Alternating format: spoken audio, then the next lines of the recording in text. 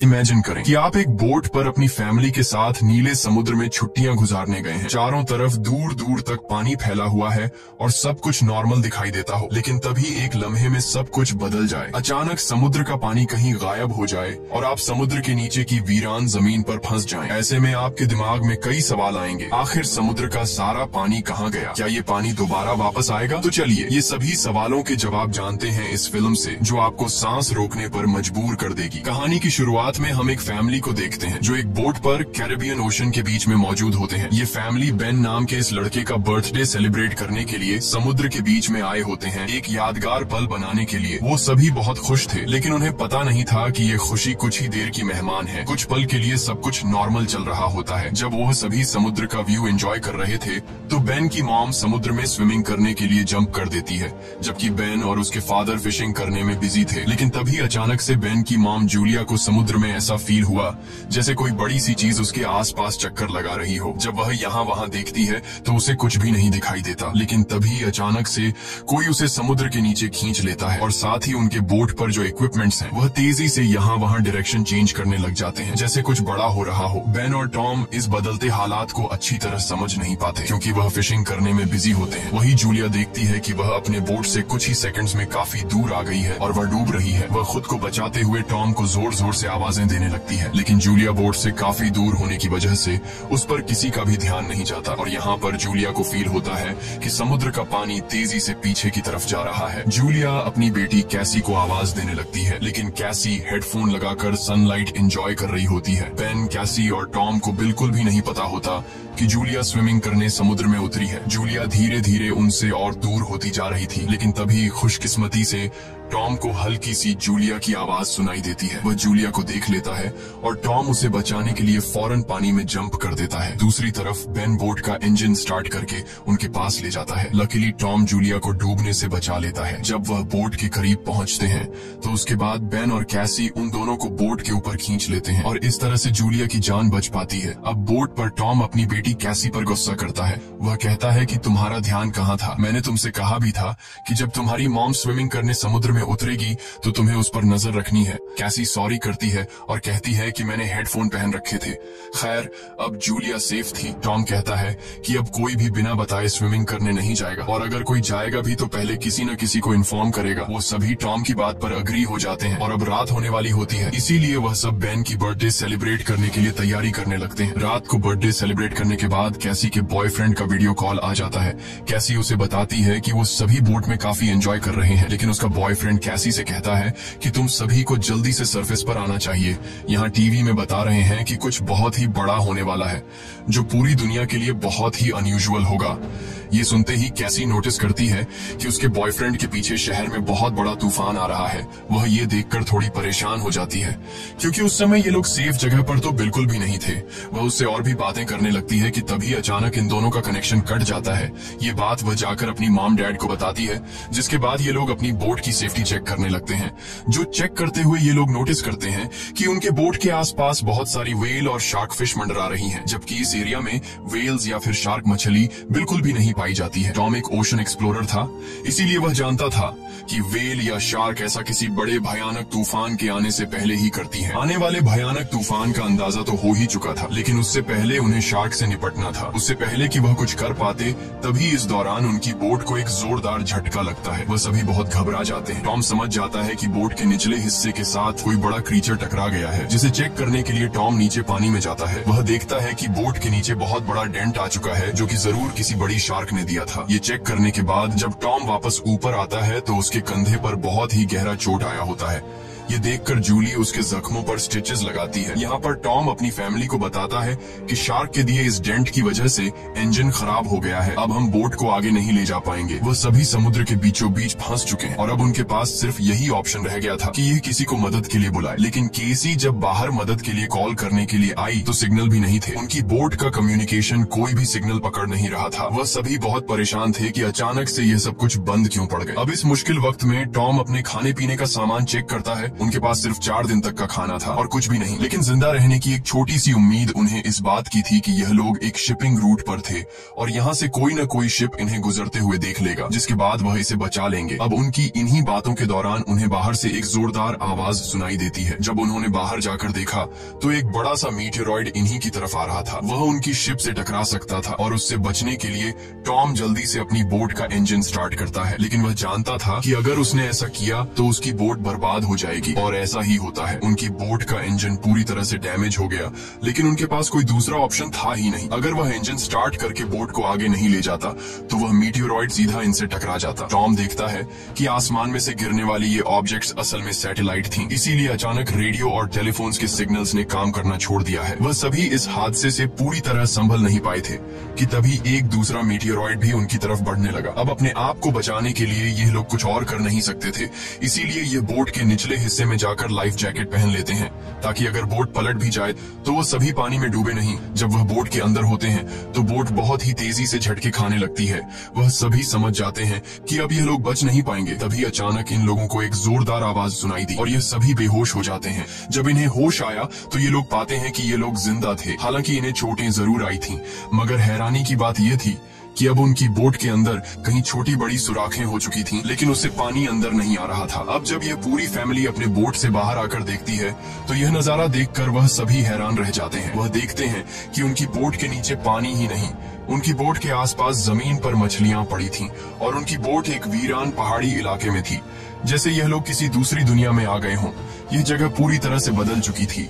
जहां कल रात तक पानी था वह जगह अब ऊंचे ऊंचे पहाड़ों और गड्ढों की तरह दिख रही थी। वह सभी जल्दी यह बात रियलाइज कर लेते हैं कि वह किसी डिजर्ट में नहीं बल्कि वह अभी भी समुद्र के बीचों बीच है। बस समुद्र का सारा पानी यहाँ से किसी दूसरी जगह शिफ्ट हो गया है। अब टॉम जल्दी से अपना कंपास निकालता है और डायरेक्शन देखने लगता है और वह समझ जाता है कि यह जरूर धरती के साथ कुछ गड़बड़ हुई है। धरती के पोल चेंज हो गए हैं। नॉर्थ पोल की जगह साउथ पोल आ गया था, जो कि साउथ पोल की जगह नॉर्थ चला गया था और इसीलिए जहां पर पहले जमीन पर लोग बसते थे समुद्र का सारा पानी वहां पर चला गया है और अब समुद्र की जगह जमीन बन चुकी थी। इस चीज का पता लगने के बाद यह सब लोग हैरान रह गए। एक और भयानक बात टॉम ने उन्हें यह बताई कि इस सब के बीच जो इंसान जिंदा जमीन पर थे वह सभी मारे गए होंगे। किसी को यह बात बहुत ज्यादा तकलीफ देती है। वह अपने आप को कैबिन में बंद कर लेती है क्योंकि उसे पता चल चुका था कि उसका बॉयफ्रेंड अब इस दुनिया में नहीं रहा। लेकिन अब एक और बात थी जो कुछ ही देर बाद उन्हें पता चलने वाली थी और वह बात सुनकर उनके होश उड़ने वाले थे। खैर अब जूली यहाँ पर बचे हुए खाने को इकट्ठा करने लगती है और बेन अपने बर्थडे के सारे बलून हवा में उड़ाता है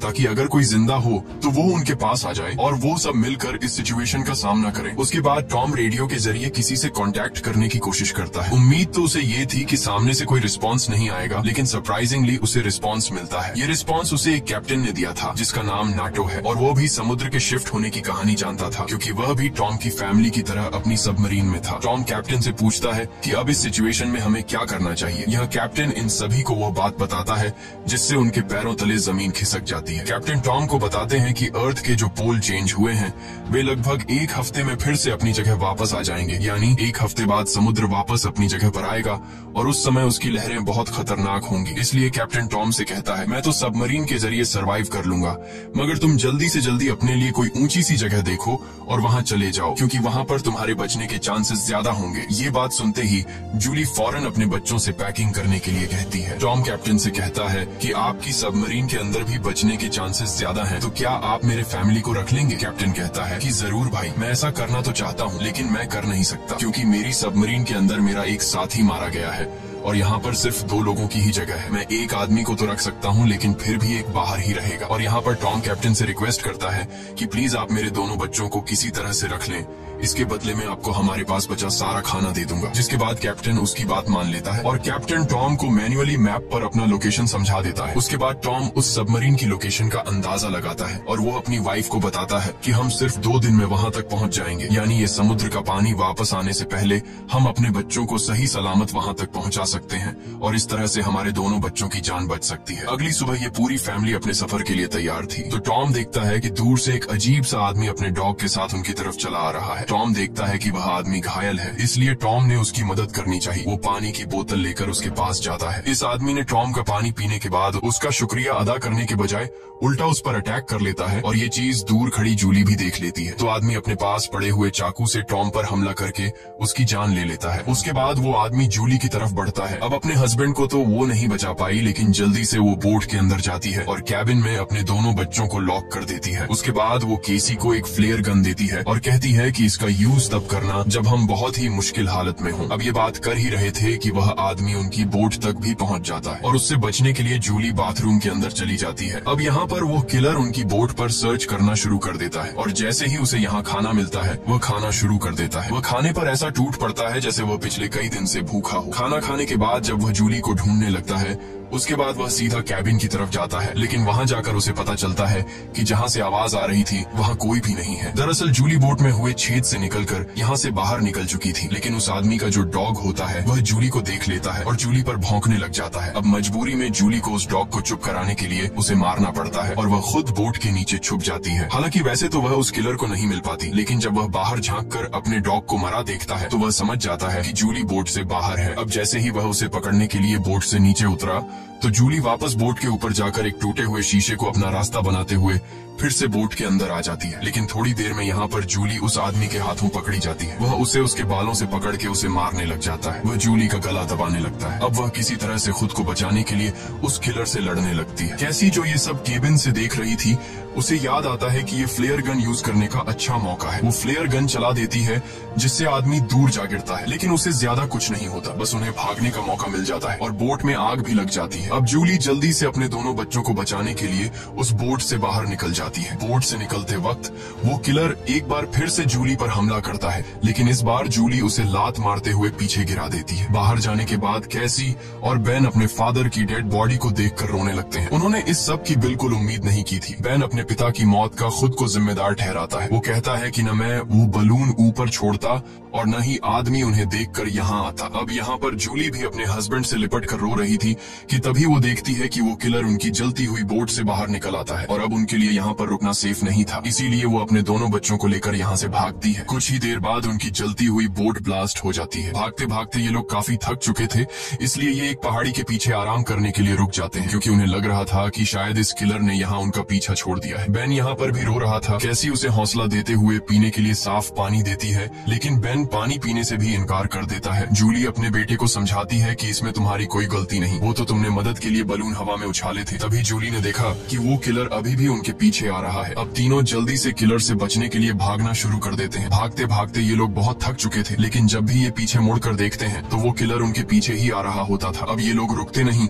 लगातार भागते रहते हैं और एक ऐसी जगह पहुंच जाते हैं जहाँ पर जहरीला पानी मौजूद था। यहाँ से जाते वक्त उन्हें कुछ भी हो सकता था, लेकिन जूली अपने बच्चों को यहीं से गुजरने का हुक्म देती है। जहरीले एसिड से गुजरने के बाद उनकी हालत काफी खराब हो गई थी और जूली को एहसास हुआ कि बेन डिहाइड्रेट हो चुका है। उनके पास पानी की कुछ आखिरी बूंदें थीं जो उन्होंने बेन को दी, लेकिन इतने थोड़े पानी से उसकी प्यास नहीं बुझी। अब यहाँ पर कैसी हिम्मत हार चुकी थी। वो कहती है, हम सब जिस तरफ बढ़ रहे हैं शायद वहाँ पर सबमरीन होगी भी या नहीं, लेकिन जूली उसे डांटती है कि चुप करो और जो मैं कह रही हूँ वैसा ही करो। हम लोग आगे बढ़ेंगे और मुझे पता है कि मैं तुम्हें बचा लूंगी। जूली के कहने पर वो लोग फिर से चलना शुरू करते हैं और आगे बढ़ने पर उन्हें एक प्लेन दिखाई देता है जो सालों पहले तबाह होकर समुद्र में गिर गया होगा। ये लोग प्लेन के अंदर छिप जाते हैं और जूली एक आखिरी बार अपनी फैमिली फोटो देखती है जो उन्होंने कल रात ली थी। उस फोटो को देखकर सभी लोग टॉम को याद करते हैं। इन तीनों को यकीन नहीं हो रहा था कि एक ही दिन में उनके साथ क्या से क्या नहीं हुआ। अब रात काफी हो चुकी थी और ये लोग थक भी चुके थे। कैसी और बेन सो चुके थे। तभी किसी की आवाज से केसी की आंख खुल जाती है। वो बाहर देखने आती है तो देखती है कि वही किलर उनके पीछे आ रहा है। अब इन तीनों को इस किलर से हर हाल में जान छुड़ानी थी, इसीलिए कैसी उसी जगह पर बैठकर सोने का नाटक करती है। किलर समझता है कि वो सो रही है और जैसे ही वो अटैक करने आता है जूली मौका पाकर पीछे से वार करती है। इस बार जूली बहुत गुस्से में थी। वो उस पर इतने हमले करती है कि उसकी जान ले लेती है। आखिरकार उनका ये खतरा टल जाता है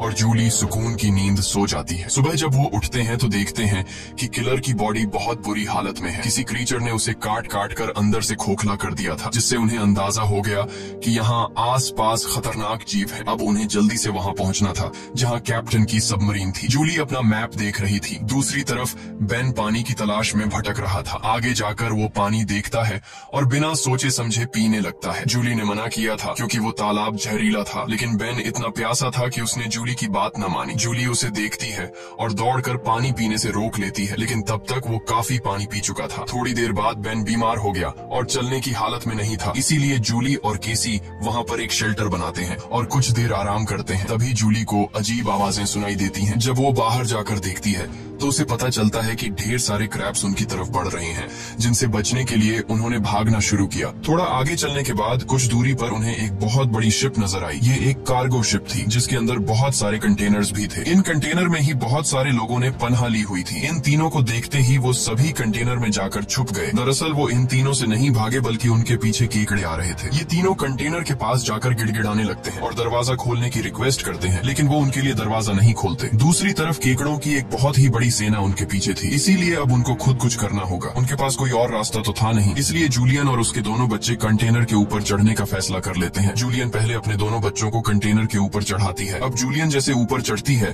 तो एक केकड़ा आकर उसे पैर पर काट लेता है, लेकिन वो जैसे तैसे करके उसे अपना पांव छुड़ाकर ऊपर चढ़ जाती है। अब जूलियन अपने जख्म को अपने स्कार्फ से बांध लेती है, जिसके बाद वो बेहोश हो जाती है। केसी और बेन देखते हैं कि वो केकड़े उस कंटेनर को काटते हुए उसके अंदर चले गए और उसके अंदर मौजूद लोगों पर इन केकड़ों ने हमला कर दिया। अब वो लोग अपने पास मौजूद हथियारों से उन केकड़ों को मारने की कोशिश तो करते हैं, लेकिन केकड़ों की तादाद बहुत ज्यादा थी। ये लोग उनके सामने नहीं टिक पाते और केकड़े कंटेनर के अंदर मौजूद सभी लोगों को मार देते हैं। अगली सुबह जूलियन को होश आया।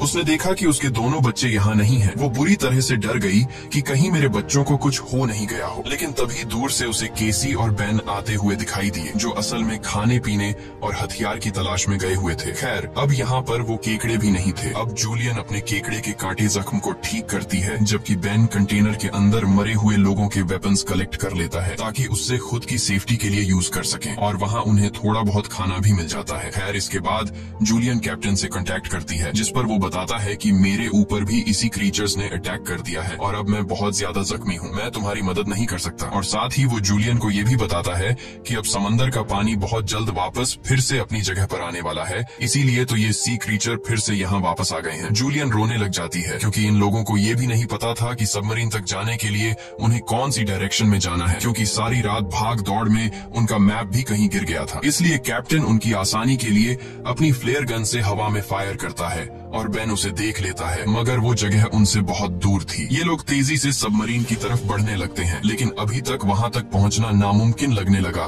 क्योंकि वहाँ पहुँचने तक उन्हें एक चट्टानी रास्ते से गुजरना पड़ता है, जहाँ से गुजरते हुए उन्हें शायद फिर से उन केकड़ों का सामना करना पड़ सकता है, जिससे उनकी जान जा सकती थी। अब केसी को भी अपनी माँ पर तरस आने लगता है कि उनकी माँ का क्या होगा। कैप्टन तो हम तीनों में से मुझे और मेरे भाई को सबमरीन में रख लेगा, लेकिन जूलियन का क्या होगा, क्योंकि अब कुछ ही देर में पानी आने वाला है। जूलियन केसी से कहती है कि तुम्हें ये सब सोचने की जरूरत नहीं, जब हम सब मरीन तक पहुंच जाएंगे तो वहां डिसाइड करेंगे कि हमें क्या करना है, और कहती है कि चलो आगे बढ़ो। वहां से आगे बढ़ते हुए उनकी किस्मत उन्हें एक बार फिर से धोखा देती है। वहां पर लैंडस्लाइड होने लगती है, जहां जूलियन जो सबसे पीछे थी उसके आगे आकर एक बड़ा सा पत्थर गिर गया और वो वहीं पर फंस जाती है। अब केसी अपनी माँ के बिना आगे नहीं बढ़ना चाहती थी, लेकिन वो उसे कसम देती है कि तुम हर हाल में खुद को और अपने भाई को बचाओगी। अब इसीलिए केसी अपने भाई को लेकर आगे बढ़ने लगती है। जब वो लोग सबमरीन तक पहुंचते हैं तो उन्हें वहां पर कोई भी नहीं मिलता। ये दोनों जोर जोर से सबमरीन का दरवाजा खटखटाने लगते हैं, लेकिन तभी पीछे से कैप्टन आता है, जो बुरी तरह से जख्मी था। कैप्टन ने बताया कि देखो,